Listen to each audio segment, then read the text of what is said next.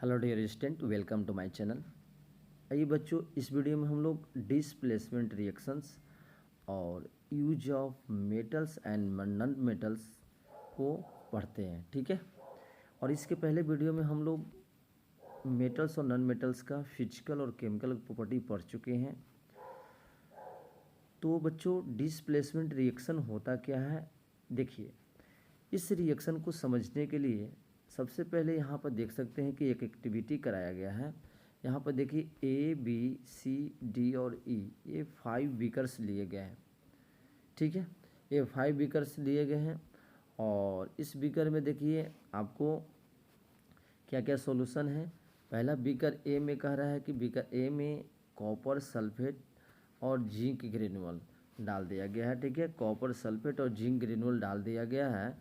ठीक है, देखिए ये आपका जो है इस सॉल्यूशन, ये जो बीकर है इसमें आपको कॉपर सल्फेट है और जिंक, यहाँ पे कॉपर सल्फेट और है ना, कॉपर सल्फेट का फॉर्मूला होता है CuSO4 प्लस जिंक।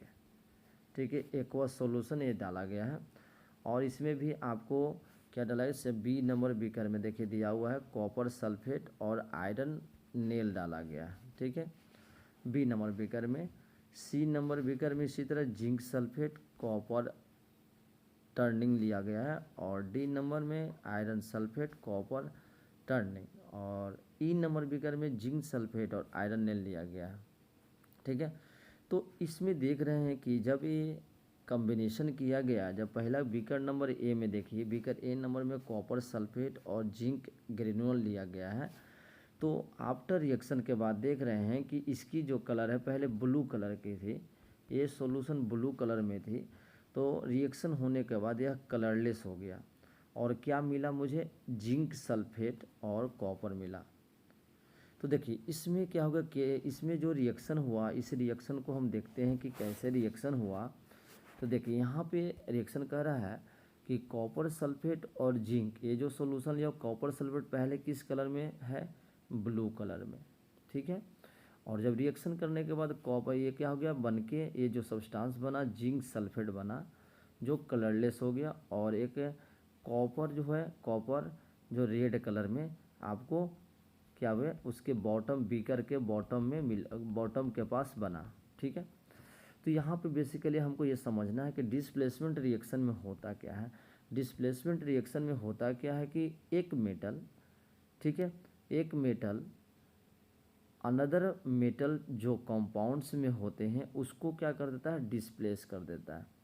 ठीक है, यहाँ लिखा हुआ कि the one metals displacement reaction होता है कि one metals displaced another metal from its compound, it is called displacement reaction. तो क्या बोलेंगे, displacement reaction is a reaction in which one metal displace another metal from its compound in aqueous solution. जैसे example बताएंगे कि यहाँ पे zinc जो metal है और ये कॉपर सल्फेट है, तो जिंक जो मेटल हो गया ये कंपाउंड्स में ये कंपाउंड में, डेट मीन्स कॉपर सल्फेट जो कंपाउंड है इसमें कौन मेटल है, कॉपर है। तो इस कॉपर को क्या कर दिया, डिस्प्लेस कर दिया, बाहर निकाल दिया। ठीक है कि नहीं। जैसे आप देखो फिर से रिएक्शन इसको समझ सकते हैं, CuSO4 प्लस देखिए जिंक। यहाँ जब रिएक्शन है तो देखिए यहाँ पहले कॉपर किस में है, कॉपर सल्फेट, इस कंपाउंड में कौन मेटल है, कॉपर है। इस कॉपर को डिस्प्लेस कौन कर दिया, जिंक, तो बन गया जिंक सल्फेट। देखिए जिंक सल्फेट बना और बाहर कौन निकल गया, कॉपर। तो इसी को क्या बोलते हैं, इसी को बोलते हैं डिस्प्लेसमेंट रिएक्शन। डिस्प्लेसमेंट का मतलब ही क्या होता है कि एक मेटल दूसरे मेटल को डिस्प्लेस कर देता है। लेकिन यह डिस्प्लेसमेंट होता हर एक के साथ नहीं होता। आपने एक्सपेरिमेंट जो देखा इसमें दो को देखा, यहाँ बीकर वो A1 ए में और बीकर बी, ये दोनों डिस्प्लेसमेंट रिएक्शन शो कर रहा है। देखिए इसका कलर भी देख रहे हैं, दोनों कॉपर सल्फेट, दोनों का कलर, एक में क्या है कलरलेस हो गया, दूसरे में ग्रीन हो गया। लेकिन ये सब सी नंबर बीकर में, डी नंबर बीकर में और ई नंबर बीकर में आप क्या देख रहे हैं कि कोई भी डिस्प्लेसमेंट नहीं हो रहा है।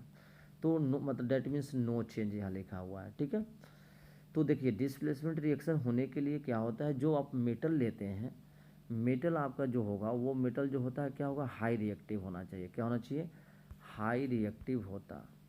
तो हाई रिएक्टिव मेटल जो होता है वो क्या करेगा, हाई रिएक्टिव जो मेटल होंगे वो क्या कि लो रिएक्टिव मेटल को, लो रिएक्टिव मेटल कहाँ प्रेजेंट होते हैं, कंपाउंड में। तो लो रिएक्टिव मेटल जो कंपाउंड में है उसको क्या कर देता है, डिस्प्लेस कर देता है।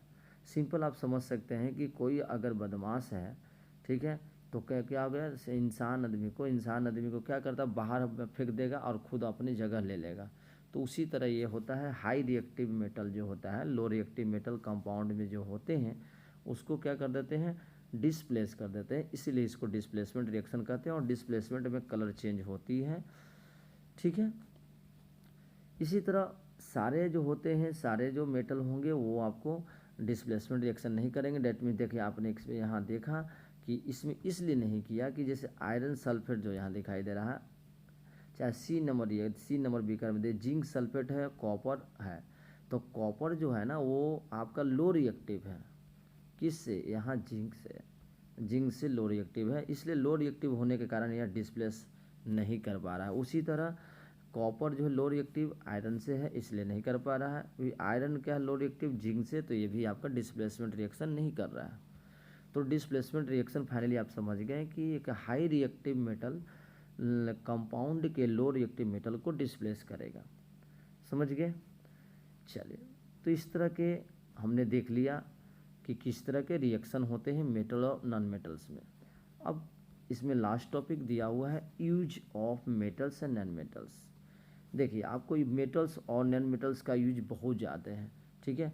सबसे पहले यहाँ देखते हैं कि आप जैसे जितने भी आप देखते हैं कि मेटल्स के जितने भी सामान मशीनरी बने होते हैं, automobiles, aeroplane, train, satellite, industry, gadget, cooking utensil, water bottle, star, ये सब में क्या देखते हैं, इसमें होता है विथ यूज द, है ना, यू आर ऑल्सो, इसमें ये सब क्या होता है, मेटल्स के बने होते हैं। कुछ आप ऐसे भी देखते हैं कि नॉन मेटल का भी यूज जैसे ही होता है। जैसे आप नॉन मेटल में आप देखते हैं कि ऑक्सीजन का कितना ज़्यादा यूज है।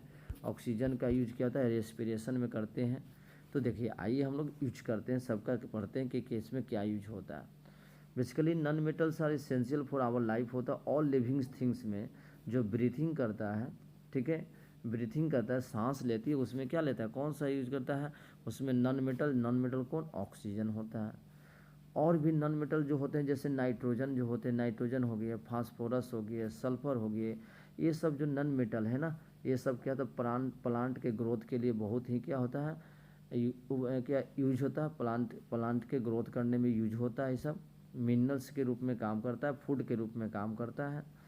नॉन मेटल जो होता है वाटर प्यूरिफिकेशन प्रोसेस में भी किया जाता है। जैसे क्लोरीन आपका नॉन मेटल है जो कि वाटर को प्यूरिफाई करता है। उसी तरह non metal use in the purple colour solution which is applied on wounds and antiseptic. कभी नॉन मेटल जो होते हैं एंटीसेप्टिक के रूप में भी काम करता है।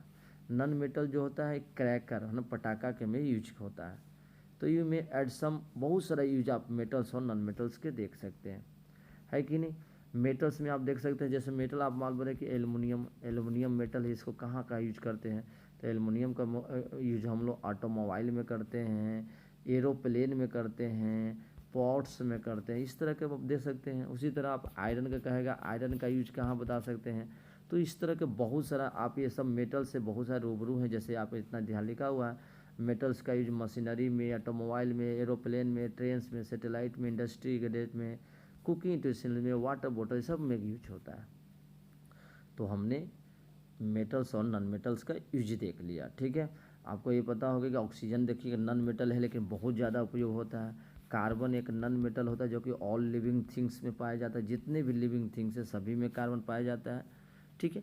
तो इस तरह का एप्लीकेशन मेटल्स और नॉन मेटल्स का हमने पढ़ लिया, ठीक है। उसी में एक बता रहा है क्वेश्चन है कि देखिए एक और होता है कि आई हियर डेट मैग्नीशियम जो फाउंड प्लांट, आप जानते हैं कि मैग्नीशियम एक मेटल होता है जो कि कहाँ पाया जाता है, प्लांट्स में, ठीक है। ग्रीन पिगमेंट जो होती है प्लांट्स में, ठीक है, ग्रीन पिगमेंट के अंदर में आपको मैग्नीशियम होता है, ठीक है। उसी तरह डॉक्टर रिपोर्टेड डेफिशिएंसी, हमारे शरीर में भी आयरन होता है, आयरन मेटल का यूज होता है कि नहीं। इस तरह के हमने पढ़ लिया। और यहाँ ब्लॉक में आपको दिया हुआ है कुछ कि न्यू सब्सटेंस फॉर, आप जानते हैं केमिकल रिएक्शन करने में न्यू सब्सटेंस बनती है, और न्यू सब्सटेंस को, है ना, बनती है। और कुछ जो सब्सटेंस रिएक्शन करने पे कभी नहीं टूटेगा, तो उसको क्या बोलते हैं, एलिमेंट्स कहते हैं। एलिमेंट्स कभी नहीं टूटेगा, उससे चाहे हीट कर दो, चाहे कुछ भी करो, कूल करो, कुछ भी करोगे तो नहीं टूटेगा। तो एलिमेंट जो होता है प्योर फॉर्म में होता है, इसको टूटता नहीं है। एलिमेंट में बहुत सारा क्या होते हैं, एटम्स होते हैं, ठीक है। सबसे स्मॉलेस्ट जो एटम्स होते हैं और सेम काइंड ऑफ एटम्स से बने होते हैं। तो इस तरह के बेसिकली आपको बताया है। जनरली हम लोग एलिमेंट्स को कैटेगराइज करते हैं किस में, मेटल्स में और नॉन मेटल में। और कुछ जो होता है वो क्या होता है, सेमी मेटल होता है। सेमी मेटल बोलोगे या तो मेटलॉइड बोलोगे, ठीक है। तो ये सब सारे प्रॉपर्टी हम लोग देख लिया। तो ये मेटल्स और नॉन मेटल्स कंप्लीट हो गए। आई होप आप सब सारे क्वेश्चन, सारे डॉट आप अच्छी तरह समझ गए होंगे। और इसके बाद आपको कीवर्ड्स है, कीवर्ड्स को ध्यान में रख लेना है, कीवर्ड से याद कर लीजिएगा। और व्हाट यू लर्न, क्या पढ़ा आपने, इसमें पता चल जाएगा, ठीक है। उसके बाद नेक्स्ट वीडियो में हम लोग एक्सरसाइज करेंगे, एक्सरसाइज के सारे प्रॉब्लम बनाएंगे। और ये वीडियो आपको बेनिफिशियल लगा होगा तो हमारे चैनल को लाइक और सब्सक्राइब कीजिए और कमेंट ज़रूर करेंगे। और किसी तरह का डाउट है तो आप हमें ज़रूर कमेंट करें। Thank you.